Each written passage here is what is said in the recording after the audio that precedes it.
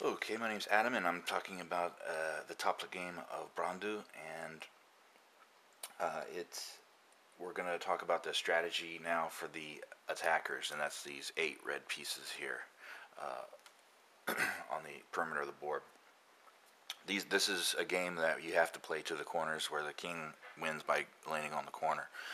So you're playing by corner rules, and if you saw my series on Tablet where I did the escape to the edge, um, those rules, the strategies, you can't really use the same strategies for when you're playing to the edge and when you're playing to the corner. They're almost two different games entirely. It's very it's very interesting that way. You'd think that you'd use similar strategies, but there's some similarities, but there's a lot of differences too. So first thing, the most important things when you're playing the attackers is that you want to close. I touched on it when I talked about the openings. You want to close these half-open files. A half-open file just means that there's one piece on the file. These are the files this way, and then these are the ranks going up this way. Ranks and files. Rooks are very powerful. In chess, rooks are very powerful on half-open files and open files. Open files just means that there's no piece on it. So, you're really in trouble here by having this guy on here with nothing kind of in his way. You can see just by doing this. Now, you see how every single file going this way has a man on it, and that's really going to help the attackers really well, because it's going to make them more efficient, and you're going to be able to control more files. Same thing this way. Look how there's a man on every rank, every file. There's a man. That's really going to hinder. That's really going to cause a lot of problems. Looks like there's a lot of open spaces, but really there's enough here to cover them. So that's kind of the structure. That's kind of the concepts that you want to keep in mind. Second thing that you want to do when you're playing kind of to the corners, and in this game, is you want to really control the outer rows. So there's these 2 outer rows. You really don't want your men to move beyond. There's no reason to go up here with these men. Keep them back. You're going to find, because the king has to come to you, and you're going to find out when you have your men on these 2 outer rows, it's really hard for him, because you get to capture. You only have to capture with two pieces. You're going to find out that it's very risky for the king to move down in here, and you really have an advantage when the king's here in your area. The other thing is, in the middle of the game, just really in the middle of the game, only you don't want to isolate pawns at the corners, because that's when these men will be advanced, and you're kind of in danger. You're in danger if all the king has to do is just move here, and then when he's gone, if you don't have another piece to move down there, then he's, or what's even worse is if the, let's say there's guys here, and that happens, and you don't have, if you didn't have anybody, then he lands on the special square there, and he's won the game. So you want to really be careful when you have unprotected men here, when you're defending these 2 corners. You got to be really careful. The other thing is, if you notice my series on Tablet, I talked about shapes down here in the base camps. Well, here there's not. You can't make a whole bunch of different shapes. And actually, they don't have to be connected. That's an okay shape too, actually. Something like that. And then we already saw this one was good. This one's good. But in this game, whenever you play to the corner, the shapes in the middle, towards the middle of the edge here, they don't really matter that much. It's the shapes at the corners that matter. And that's a big difference between playing to the edge and playing to the corner. Playing to the edge, you want a good shape, sort of up tighter in the board. When you're playing to the corner, you want your shapes. You're worried about shapes outside, in an open game. We're about open game shapes. Like, that's a great shape at a corner.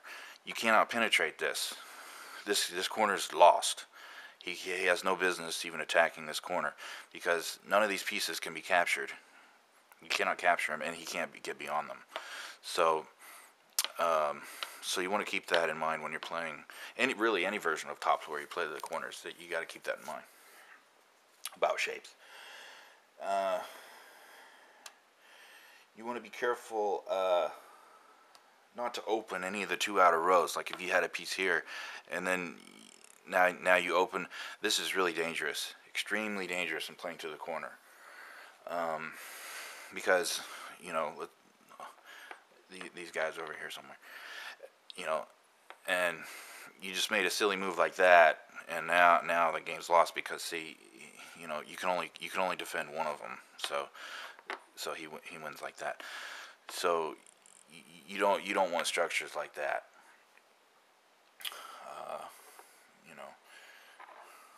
or like that either, because he moves here too, and the game's won. We're gonna find out that this is a great row to be on, the second to last around the board. It's the same problem. You're gonna lose. See because now red cannot move here because that's off limits. So anytime he lands here, he's won the game. So other things about the attackers. You could make optional pawn chains in the series on tablet. We talked about the power of the pawn chains, and that was playing to the edge. This game, and where you're playing to the corners, you can't. That's one of the reasons why this game, I really love this game as far as a corner game. I'm not a huge fan of playing to the corner in other tablet games, but this one it's great because it's really hard for the attackers to secure the whole board off like you can in other tablet games where you're playing to the corner. As soon as the board's secured off, the game's over. White will either lose or draw, but he can't win. But that can't happen in this game. So it's a little more fair. But you could create a pawn chain, like this one, where it doesn't have to be that connected. That is a good one, but you're gonna be a little deficient, maybe in another part of the board. So just these two together is fine. Those two together is fine. So you can have pawn chains of 2. Maybe you have one of 3. It doesn't have to be all 4. You could have 2 or 3. So those are good. And then if you saw the tablet series, you know that in some games, not all tablet games, you really don't want to move the same piece around. And this one, it's kind of the same on this side. On the attacker's side, it's okay to kind of you can sort of move the same piece around. I don't like to play that way. I like to develop all my pieces around the board, pretty equally. You play here and here. I wouldn't move him just yet. There's a, that might be the better move there. So I'm gonna keep that in mind. Then you still want to try and get out of check closest to the king. Check is a little different in playing to the corners. You don't really get in check that often, unless it's right before you lose. It's like that would be check, but of course you can't get out of it, so it would be checkmate. So if he's here, and you have these, it's probably better to move here, than to. I went over that in the tablet. You always want to get out of check, closest to the king. The piece closest to the king, see, because it gives him less options on his next move. He would have one more option if he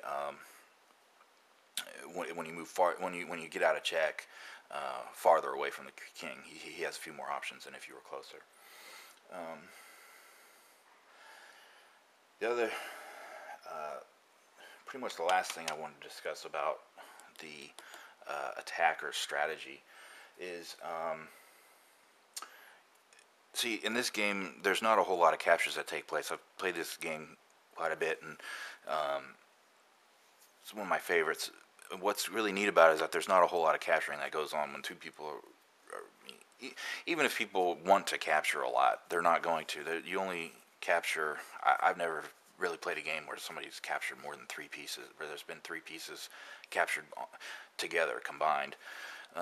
Each side usually captures about 1 piece, 1 to 2 pieces a game, maybe. So you want to keep that in mind. And a good rule to remember is that you want to make positional moves over captures.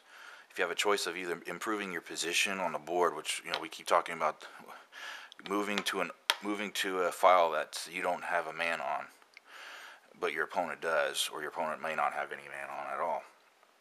That's better than making a capture. If you can have a capture, stay back, stay back, maintain a good position, because you're going to find that in this game, it's amazing. It really is amazing that you really are able to kind of keep the perimeter control pretty well, and you want to keep these pieces in front of you, in the middle. So that's about it. I'm about out of time for this video, so I'm going to probably spend another 15 minutes discussing the strategies for the king side in this game next.